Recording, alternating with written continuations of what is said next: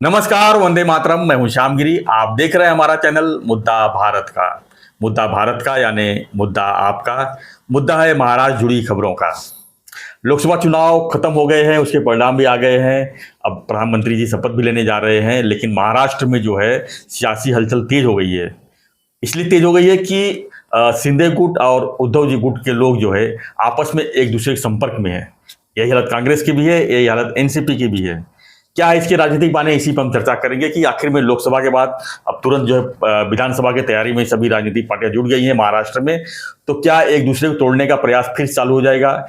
क्या ऐसी स्थिति बनेगी कि जो लोकसभा में चुनाव परिणाम आए हैं, जिसमें विधायक जो वहाँ के स्थानीय विधायक हैं जो आगे पीछे हुए, क्या एक दूसरे को उस आंकड़े को देख के असमंजस स्थिति में?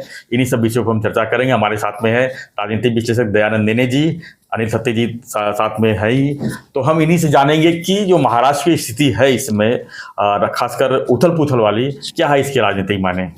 मैंने सब आपसे हम पहले पूछेंगे, क्या लगता है आपको जो एक दूसरे के संपर्क वाली जो बात हो रही है? आज ऐसी खबर आई कि नरेश मस्के की तरफ से एक वीडियो आया है कि उसमें उनके उबाठा के दो सांसद उनके संपर्क में जो जीत के आए हुए हैं, और यही उद्धव ठाकरे भी बोल रहे हैं कि उनके संपर्क में भी इनके सबके सब सांसद हैं। क्या है ये सब स्थिति?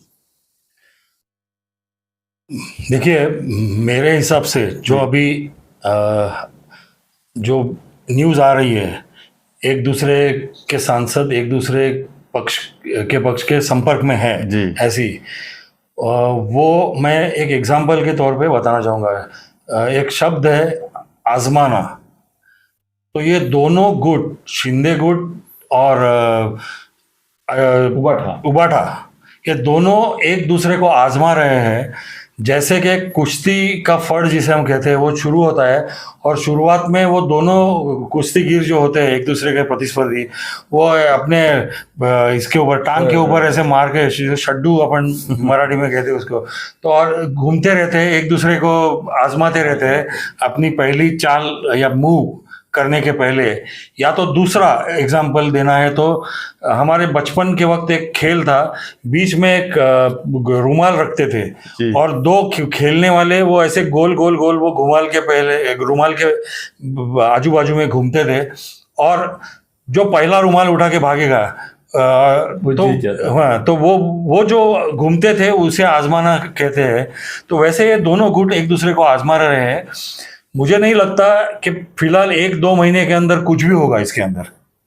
सर आप बताइए कि जो विधायकों की स्थिति है, अभी तो हम सांसद की बात कर रहे थे, खासकर विधायकों की स्थिति जो है, विधायक काफ़ी नर्वस हैं। कुछ लोग अपने एरिया में हार गए हैं, वो जो है सोच रहे हैं कि मैं क्या करूं, कौन से पार्टी में जाऊं, कहाँ जो स्थिति मजबूत हो मेरी, और किसी भी हालत में पावर में तो बने रहना ही है, कोई हारना तो चाहता नहीं है। तो एक तरह से ये जो विधानसभा का चुनाव के वो लोग ने सेमीफाइनल के रूप में देखा है लोकसभा चुनाव। तो क्या लगता है कि विधानसभा चुनाव के मद्देनजर एक दूसरे को तरफ पक्ष परिवर्तन के रूप में अपने आप को देखेंगे ये लोग? पहली बात तो यह है कि नरेश मस्के ने जो आज विधान किया है जी कि 2 सांसद हमारे कांटेक्ट में हैं उबाठा के, और वो बोल रहे हैं कि और 4 मिल जाएंगे तो 6 हो जाएंगे, फिर 9 से 6 हमको पक्षांतर बंदी कायदे का तकलीफ नहीं होगा। नरेश मस्के सरासर सरासर सरासर झूठ बोल रहा है, इसलिए कि संजय राउत ने ये बोला कल जी कि शिंदे गुट के कुछ 10-20 आमदार हमारे संपर्क में हमारे यहां आना चाहते हैं, वो भी सरासर झूठ, वो भी झूठ, ये भी झूठ। उसके झूठ के सामने इन्होंने अपना झूठ रख दिया कि तुम क्या बोलते हो, तुम्हारे 20 आ रहे हैं, अरे तुम्हारे 2 खासदार हमारे पास आ रहे हैं, कुछ नहीं है। अभी ये टाइम है क्या? अभी शपथ विधि हो रहा है, ये चल रहा है, भाई फुर्सत से बार्गेन करने की बात होती है, करना भी है तो ऐसे एक रात में थोड़ा होता है। इसने आरोप किया, उसने आरोप किया, उसने एक बोला 20 आ रहे, इसने बोला 2 आ रहे, ऊपर तो कम है। मगर इसमें कैसा है ना कि अभी महाराष्ट्र में पराभव हुआ है बीजेपी का, जी शिंदे गुट का, इसलिए उनकी पार्टी टूटने के चांसेस लोगों को ज्यादा लगते हैं, जबकि शिंदे साहब ने ऐसा बंदोबस्त करके रखा है 2 चीजों से। वो बोलना चाहिए नहीं चाहिए मुझे मालूम नहीं, मगर मैं बोल देता हूं। एक तो जितने आमदार उनके पास है और जिनके अभी खासदार हो गए उनमें से कुछ, सबकी फाइलें शिंदे साहब के पास सुरक्षित है। जैसे फडणवीस रखते थे वैसे ही इनके पास भी सब सुरक्षित है। जिस दिन ये अपना पाँव ऐसा निकालेंगे पीछे से बम्बो आ जाएगा उनको कि ये तुम्हारी फाइल है, ये भी लेके जाओ साथ में। दूसरी बात है कि आज जिस तरह से शिंदे साहब इन लोगों को संभाले हुए हैं जी सर, शायद दुनिया में कोई मुख्यमंत्री होगा कि जो इस प्रकार से संभालेगा। सर इन लोगों के कोई काम नहीं होते, ऐसा होता नहीं है। और हर एक काम में आमदार निधि में इसमें इनको 30%, 20%, 25% मिलता ही है। आज सबसे ज़्यादा काम कौन करते हैं? शिंदे साहब करते हैं। फडणवीस किसी के काम नहीं करते हैं, पैसे बीसे के जी नहीं करते ना, नहीं करते हैं। तो उनके बीजेपी के लोग भी कहाँ आते हैं? शिंदे साहब के पास। शिंदे साहब के पास आते हैं। तुम्हारे ठाकरे गुट के भी लोग जो है वो बोलते हैं हम पुराने दोस्त हैं, शिंदे साहब के पास जाते हैं, शरद पवार के जाते हैं, क्योंकि वो काम करने वाला आदमी है। सबके ऊपर उन्होंने इतने ऑब्लिगेशन करके रखे हैं, जो जे वांछील तोते लाहो, ऐसी एक हमारे इसमें तुम जो मांगो वो देते हैं वो। तो अभी उनके बारे में शिकायत है नहीं कोई। और जो रिस्पेक्ट मिलता है वो उद्धव के यहाँ नहीं मिलता है, शरद पवार के यहाँ नहीं मिलता है। वहाँ सुप्रिया वो तो देख लिया उन्होंने 2.5 साल में। हाँ, सुप्रिया सुळे सबको नाराज करती रहती है। तो शिंदे साहब को कोई छोड़ने वाला नहीं है, फाइल भी है और उनको दिया भी है कुछ। एकदम ही 50 खोटा ही हर एक को दिया होगा ऐसा नहीं है, मगर कुछ तो दिया है, देते रहते हैं भाई। कॉन्ट्रैक्ट भी दिया ना आज 100-200 करोड़ का मतदार संघ में, तो उसको 20-25 करोड़ ऐसे ही मिल जाते हैं। अभी ऐसे 50 करोड़ लेने की, खोखे लेने की जरूरत नहीं है। और सब आमदार पैसे अपवाद छोड़ के अपवाद नहीं तो मेरे ऊपर हक भंग हो जाएगा, अपवाद छोड़ के खाते ही है। तो मुझे नहीं लगता कि शिंदे साहब के उठ के कोई ठाकरे साहब के पास जाएगा। और वो तो कदरू है, उद्धव ठाकरे कदरू है, वो खिसे से 5 पैसा नहीं। इलेक्शन में इन्होंने पैसे नहीं बांटे, वो बांटा नहीं, उधर सिर्फ इनकमिंग है। हाँ, वो बोलते टिकट के लिए पैसे दो, वो मायावती स्टाइल है। मायावती लोकसभा के लिए 5 करोड़ और विधानसभा के लिए 1-2 करोड़ लेती है टिकट देने का। लोकसभा के लिए 20 करोड़, विधानसभा अभी के लिए 5 करोड़। लेटेस्ट नहीं था, मैंने दोस्त ने दिया था 5 करोड़। अभी तो कम खत्म ही हो गया था। हाँ नहीं, मगर मेरे दोस्त ने 5 करोड़ दिया था लोकसभा के लिए। अरे राज्यसभा के लिए 25 करोड़ दिया था। DS कुलकर्णी जो बिल्डर है पूना के, जो काफी टाइम अंदर थे, आए अभी वो उस वक्त अभी बाहर आ गए। हाँ। अच्छा, तो वो उस वक्त लगभग 10-15 साल पहले चुनाव लड़े थे लोकसभा का। तब उन्होंने वो किस्सा कहा था कि उन्हें बताया गया था कि हाथी पे चढ़ने का है तो 1 करोड़ रुपए देना पड़ेगा उस वक्त। देखो वो अभी 10-15 करोड़ लेते, कोई आश्चर्य नहीं है। मगर शिंदे साहब सबको सुखी रखे हैं जी, संतुष्ट रखे हैं। उनके छोड़ के जाना मतलब मुंबई में पानी मिलता है, गांव में पानी नहीं मिलता है। वो दुष्कालग्रस्त एरिया में जाने जैसा है इनके पास जाना। और इनको सत्ता मिली कहाँ है? सत्ता मिलेगी तब, या चुनाव का आएगा तब करेंगे ना। संजय झूठ बोलता है, नरेश मस्के झूठ बोलता है, कोई किधर नहीं जा रहा है, सब अपनी जगह बैठे हैं।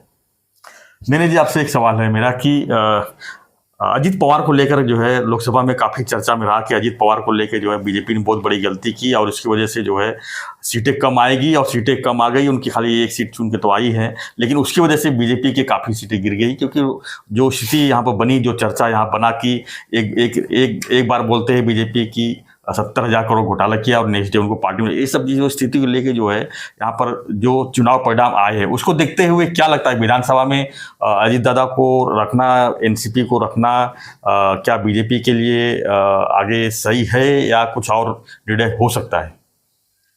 देखिए, बीजेपी क्या निर्णय लेगी मैं उसके ऊपर भाष्य नहीं कर सकता जी। बीजेपी कुछ भी निर्णय ले सकती है, तो मैं उसके ऊपर बिल्कुल कुछ नहीं कहूँगा। पर आपने जो कहा कि लोकसभा में अजीत दादा को लिया और उनका लेने का कुछ फायदा भाजपा को नहीं हुआ, ये बराबर है जी। पर भाजपा की सीटें सिर्फ अजीत दादा को लिया इसके लिए नहीं गिरी। उसके पीछे की जो वजह थी, एक वजह थी वो सहानुभूति शरद पवार जी के प्रति, उद्धव ठाकरे के प्रति, और दूसरी एक गुस्सा कि भारतीय जनता पार्टी मनमानी कर रही है कि किसी के भी पीछे ईडी लगा रही है, किसी के भी पीछे सीबीआई लगा रही है और जेल डालने की धमकी दे रही है। ये जो प्रचार हुआ भारतीय जनता पार्टी के खिलाफ, फिर संविधान बदलना चाहती है, मतलब जो भी निगेटिव प्रचार भारतीय जनता पार्टी के खिलाफ किसी भी पक्ष ने किया वो जनता सच मानने के मूड में आ गई थी। जी। इतना गुस्सा भारतीय जनता पार्टी के प्रति निर्माण हुआ था, और वो वजह है भारतीय जनता पार्टी हारने का। तते साहब, आपसे एक सवाल तो है। मैं इनको एक सवाल पूछना चाहूंगा कि अभी महाराष्ट्र में मोस्ट हेटेड पार्टी अगर कोई है तो वो शिंदे नहीं है, अजीत नहीं है, शरद नहीं है, शरद पवार नहीं है, उद्धव नहीं है, बीजेपी है, बराबर है। तो क्या बीजेपी ही सबसे बड़ी लायबिलिटी हो गई है पॉलिटिकली महाराष्ट्र में? नहीं, देखिए, भारतीय जनता पार्टी शुरुआत से ही इन सारे पार्टियों से आइडियोलॉजिकली बहुत दूर रहने वाली पार्टी थी। उनकी एक अलग आइडियोलॉजी थी, और उनकी जो कार्य पद्धति भी थी भारतीय जनता पार्टी की, वो अलग थी इनकी वजह से। इसके लिए पहले से ही भारतीय जनता पार्टी से किसी को प्यार था ऐसे मैंने सुना नहीं था। बहिष्कृत पार्टी करके ही ज्यादातर भारतीय जनता पार्टी, और शुरुआत में शिवसेना भी, जब बाला साहब ठाकरे थे तब। तो ये दो बहिष्कृत पार्टियां एक साथ उस वक्त आ गई, प्रमोद महाजन जी और बाला साहब ने जो युति बनाई तब। सर, इसमें एक मैं गौप्यस्फोट करना चाहता हूँ। प्रमोद महाजन आपके मित्र थे, वैसे मेरे मित्र थे, वो चेंबूर में रहते थे। एक मिनट, मेरे गुरु थे। गुरु थे, मेरे गुरु थे। हाँ, नहीं, चेंबूर में वो मॉर्निंग वॉक करते थे, आपको मालूम है।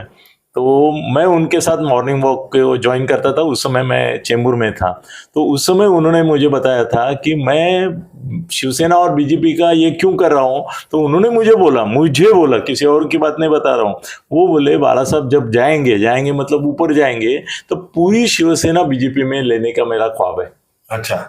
हाँ, मैं सोचता हूँ बीजेपी, बाला साहब नहीं होंगे तो जाएंगे किधर। और उद्धव उस समय तो इतना ये नहीं था, मतलब वो आएगा कि नहीं ये भी नहीं था, और वो तो फोटोग्राफी वगैरह कर रहा था। तो बोले वो पूरी शिवसेना बीजेपी में आ जाएगी, ये ख्वाब लेके मैं बाला साहब से जुड़ा हूँ। अच्छा। तते सर, एक सवाल मेरा एक और है इसमें, इसी से रिलेटेड, कि लोकसभा में जो इन्होंने गलतियां की है, तो क्या विधानसभा तो अभी तुरंत लगने वाला है और तैयारी शुरू हो जाएगी जी, तो बीजेपी को अब क्या किस तरह के फूक कदम रखे हुए? लोग बोलते हैं कि मतलब कोई गलतियां होती है, कुछ गलत परिणाम आते हैं, तो बहुत फूक के चलना पड़ता है। तो क्या फूक के चलेगी बीजेपी? फूक के नहीं चलेगी, उनको झुक करके चलना पड़ेगा। फूक करके क्या करेंगे? वो ताके क्या? देखो, 5 चीजें उनको करनी है। पहले जरांगे का सगे और सोयरे जो है, उसमें से सोयरे को इंक्लूड करना है, जिसके लिए एकनाथ शिंदे अनुकूल है, मेरी जानकारी है।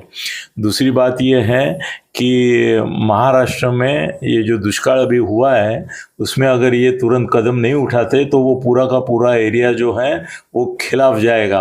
तीसरी बात है कि अजीत दादा को दूर करो, राज ठाकरे को दूर करो, ये 2 पार्टियों से संबंध तोड़ दो, अलग से रहो। और एक बात उनको करनी है कि मुसलमानों का अनुनय करके कोई फायदा नहीं होगा। मुसलमान इनको एक भी वोट देने वाले नहीं है। तो कम से कम हिंदुओं के मन में ये दहशत अभी पैदा करो कि देखो, जहाँ भी मुसलमान है उन्होंने एक मत से महाआघाड़ी को और इंडी को मत दिया है, और तुम पागल ऐसे निकले कि हमको मत नहीं दिया। कल तुमको भारत में पाकिस्तान या भारत का पाकिस्तान अगर नहीं करना है तो अभी हमको वोट दो और उसके लिए बाहर निकलो। ये जो हिंदू और मुसलमानों में द्वेष पैदा करते थे, उसके बदले अभी भय पैदा करना पड़ेगा। आप क्या कहेंगे इस पर, इसी विषय पर? एक तो महाविकास आघाड़ी MVA जो है, उसका फिर एक बार नामकरण मैं करना चाहूंगा। वो मुस्लिम विकास आघाड़ी हो गई है एक्चुअली। क्या बात है, महाविकास आघाड़ी नहीं रही, मुस्लिम विकास आघाड़ी हो गई है। ये बात सब जगह फैलनी चाहिए, एक। और दूसरी बात, भले अभी भारतीय जनता पार्टी, शिवसेना और महायुति कहेंगे, उनको क्या कहते हैं, परिस्थिति उनके खिलाफ ऐसी दिख रही है, पर भारतीय लोकशाही जो है उसके ऊपर मेरा बहुत भरोसा है। क्योंकि आप अगर पूरा इतिहास देखोगे तो भारतीय लोकशाही की एक सबसे बड़ी खासियत क्या है कि वो हर पार्टी को एक दूसरा चांस देती है जी। 2019 के पहले किसको लगा था कि कांग्रेस और राष्ट्रवादी फिर से सत्ता में आएंगे? वो आ गए। इस बार भी फिर एक बार मोदी सरकार और 400 पार का माहौल इतना बड़ा बनाया था भारतीय जनता पार्टी ने कि रिजल्ट ऐसे आएंगे, किसको लगा था क्या? नहीं आए। कम से कम 300 तो आएगा, ये सबको पता था। हाँ। बीजेपी अपने दम पर 300 तो ये रिजल्ट आएगा, किसको लगा था? नहीं। 2004 में वाजपेयी जी हार जाएंगे चुनाव, ऐसे किसको लगा था क्या? नहीं। अच्छा, फिर सोनिया गांधी और मनमोहन सिंह का सरकार जब आया, वो 2 बार आएगा, मतलब दूसरी बार भी चुन के आएंगे। या तो 2014 में, मतलब 2013 की मैं बात कर रहा हूँ, अप्रैल में, जून की, उस वक्त किसी ने अगर कहा होता कि अगले साल यही समय में, यही महीने में मोदी जी पंतप्रधान होंगे, कोई मानने को तैयार नहीं था उस वक्त। तो भारतीय लोकशाही हर एक पक्ष को एक दूसरा मौका देती है। मतलब जरूरत है वो सब पक्ष के नेताओं ने आंखें और कान खुली रख के वो मौका ढूंढने का, वो कहाँ मिलता है वो बराबर देखने का और उसे उठा लेने का। तो वो अगर ये लोग बराबर करेंगे तो मुझे नहीं लगता उनको भी मौका मिल सकता है। बिल्कुल सर, इसमें सत्ता में महाराष्ट्र के मतलब महायुति इस समय है। आप जो है 2024 अक्टूबर में जो चुनाव होगा विधानसभा का महाराष्ट्र में, क्या देख रहे हैं आप? क्या फिर यहाँ पर परिवर्तन दिखाई दे रहा है आपको? नहीं, अगर इन्होंने अजीत दादा को दूर नहीं किया, राज ठाकरे को दूर नहीं किया, दलितों को पास में नहीं लिया, आदिवासियों को पास में नहीं लिया, मुसलमानों के खिलाफ और एक जिहाद, धर्म युद्ध इनकी भाषा में नहीं छेड़ा, हाँ, और मनोज जोरंगे का समाधान सोयरे वीरे करके नहीं किया, ये तो आपने कह दिया। हाँ, लेकिन इसके लिए रास्ता क्या है? 100% महाआघाड़ी की सरकार आएगी, रास्ता और क्या वो है? भी 165-70 करके आएगी। इस दलित वोट को पाने के लिए और दूसरे उनके मन से वो सब डर के मारे गए हैं। उनको लगता है इनको ज्यादा 400 पार हो गए थे, संविधान ही बदल कर देंगे।